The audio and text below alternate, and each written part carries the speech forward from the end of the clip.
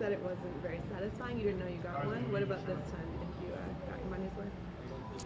I just thought that was just a bad, really bad. We come out of a timeout to start the quarter, and that kid has been physically beating us up for 2 games. And then you call Mike Kaiser, who's one of the, he's a developing guy. I don't mean to disrespect him, but one of the frailest guys in the D-League. You call him for a push-off foul to start a fourth quarter. I thought it was a bad call, and that's on me. I can't afford to get a technical when you're already down and you're getting your butt kicked, and that's on me. That's a bad composure coaching mistake.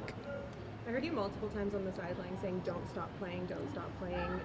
Were you disappointed with your guys' effort here tonight? Absolutely. I thought last night they kicked our ass, but we kept playing hard and played through it, and the effort and energy was still there. We were still battling. We cut the lead 4 or 5 times down into single digits throughout that game. And tonight, we didn't have that, couldn't sustain that effort.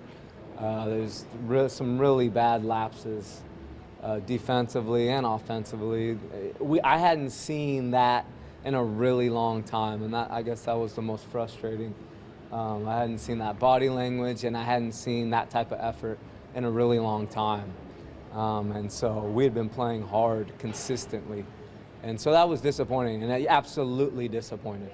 Is it past the point where, because you've said multiple times, it's a young team, they're learning, is that no longer an excuse after stringing together some wins and proving they can kind of get over that hump? Yeah, we're definitely further along than we were. There's no question about it. We're in a totally different place as a team. But I thought this team 2 nights in a row dominated us.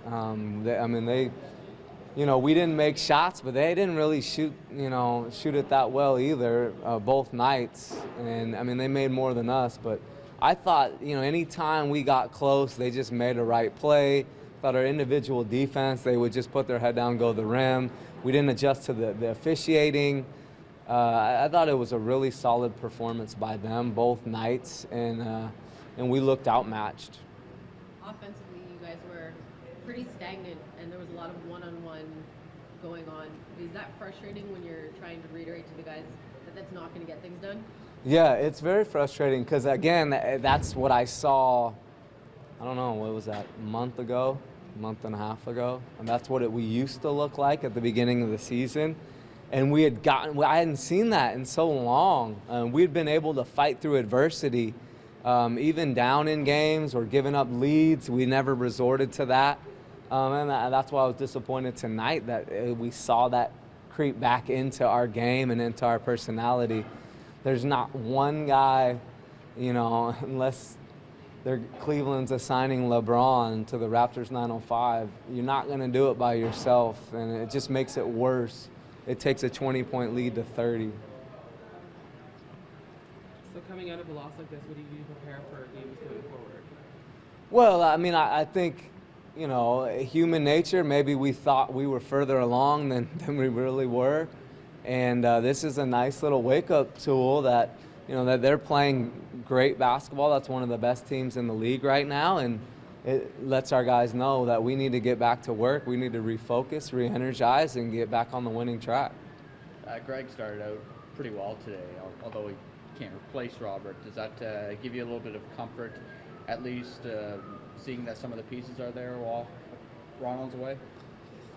Yeah, Greg's he's an NBA player. I coached him in Houston, so he knows.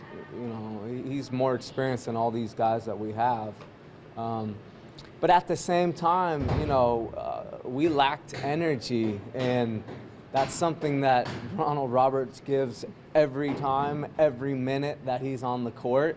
And I told them when Ron didn't make the trip, we need to find someone on that team that's going to pick up that energy and supply that energy, and we didn't have that. Was that part of the reason Ashton Smith got minutes earlier than he normally would to try to bring that? Yeah, I was searching. I want to play guys that want to play hard. I didn't think the guys were playing hard, and I don't think when you're resorting to that type of, when we hadn't seen that in so long, I don't think you deserve to play. Let's let some other guys develop, let them get some minutes and throw out some energy and effort, and That's what I was doing. Heading on the road, knowing that Ashton came off the bench and gave some energy, especially in the final, like 3-4 minutes, still attacking, still in like mindset of we can make something of this game. Could that potentially get him more minutes heading back out on the road? Yeah, absolutely. I'm gonna go back. I'm gonna watch the tape, and you know, it's part of a process. You know that you don't just go away from guys, but 100% guys. You know, if you step in and you're ready to play, and you know that sends a message, and 100%. Maybe his number is called earlier than it normally would be. I mean, that's how it works.